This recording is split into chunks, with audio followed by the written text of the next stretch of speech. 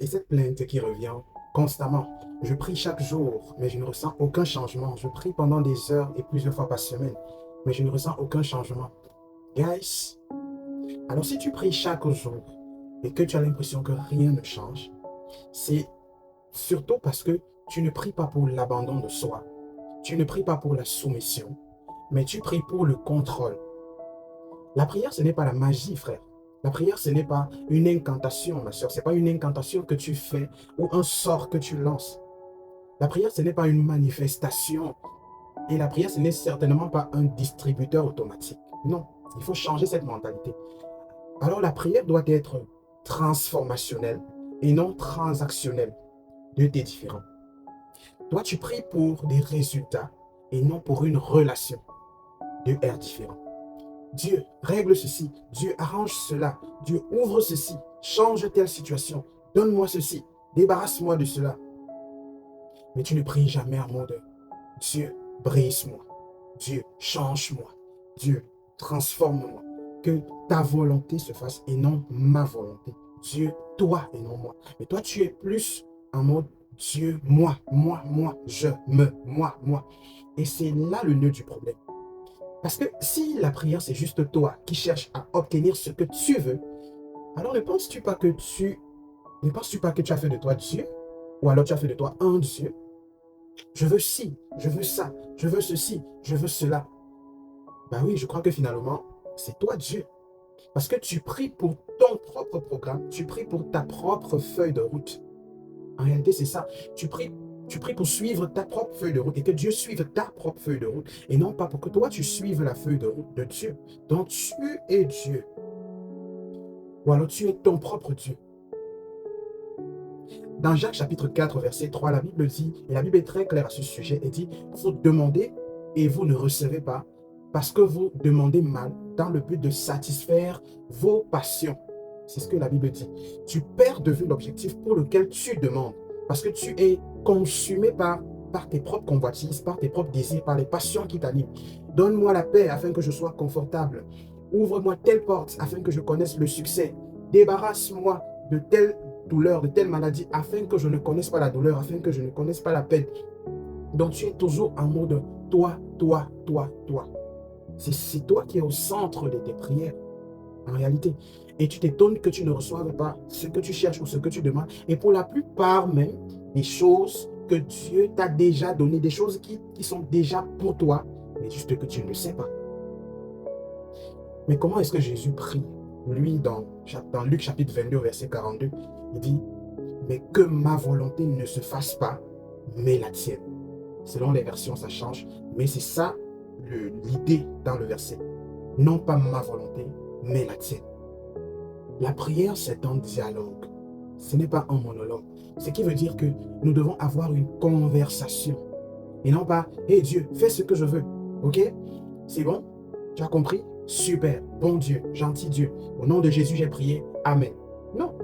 Tu n'aboies pas juste des mots, des paroles comme ça à Dieu. Tu comprends? Tu traites Dieu dans la prière comme un passe-droit. C'est ce que c'est qu'un passe-droit. Un ticket d'entrée. Un service au volant. Tu arrives, tu tires un ticket, tu passes ta commande, tu te mets dans la file d'attente, tu attends que ta commande soit livrée, et puis tu t'en vas. Donc tu es Dieu. Tu es Dieu. On traite Dieu comme un service au volant. Dieu, j'ai besoin d'un trio de mayonnaise, ketchup avec un peu de frites de plantain là. C'est bon. Dieu, j'ai besoin d'un combo de sauce bolognaise, un peu de frites de pommes de terre avec un peu de ketchup, petite moutarde. Dès que le tout est bon, je suis là dans la file d'attente. Dès que c'est bon, tu m'appelles, je reçois, je m'en vais. La commande est passée, on attend. Dieu, tu as bien compris. Je veux me mettre dans la file d'attente, je vais attendre. Ok? Tu fais ça pour moi, tout est beau. Merci mon Dieu. C'est exactement ce que nous faisons. Dieu, j'ai besoin pour ma vie d'un petit mélange de mariage, petite signature de contrat, obtention de mon diplôme, petite percée financière, visa pour Dubaï. Tu mélanges un peu le tout là dans un bon emballage. Je serai dans la file d'attente au cas où tu as besoin de moi. Dès que c'est bon, tu me fais signe, je récupère et puis je suis parti. C'est bon Dieu? Gentil Dieu. On récupère, on s'en va, on revient au prochain besoin. Transactionnel. Dieu n'est pas comme ça. Bon, c'est ce que nous faisons. Mais bon, Beaucoup ne vont sûrement pas aimer ça, mais c'est la vérité. Et puis la vérité ne s'accommode pas des humeurs. Alors, au lieu de prier ainsi de manière transactionnelle, pourquoi ne pas prier comme si tu étais dans un bloc opératoire?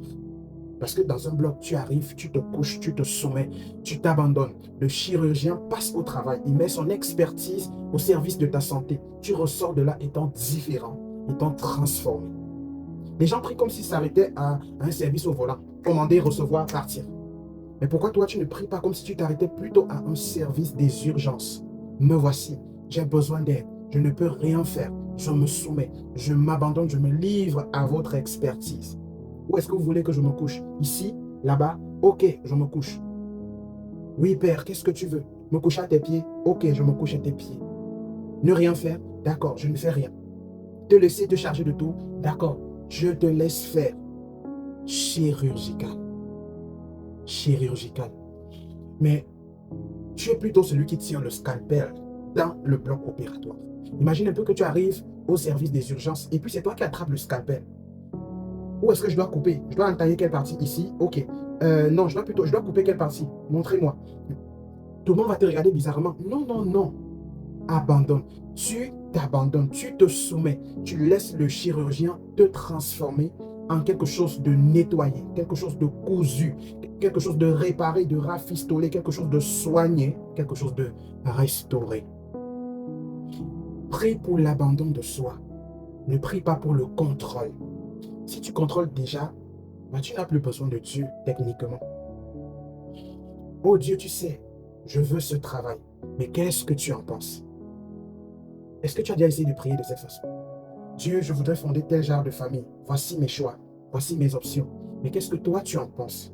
Car je crois que toi, tu peux m'aider pour cela et tu connais mieux que moi ce qui est bon pour moi.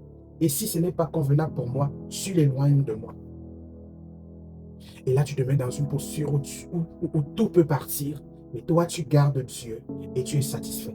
Parce que de toutes les façons, Dieu n'est pas intéressé à te donner les choses. De toutes les façons, elles sont déjà à ta disposition. Elles sont à ta portée. Mais Dieu est intéressé à se donner lui-même à toi. Transformationnel. Quelque chose qui se passe à l'intérieur de toi, qui ressort du fond de toi pour produire l'émanation de la grâce et de l'œuvre de Dieu dans ta vie.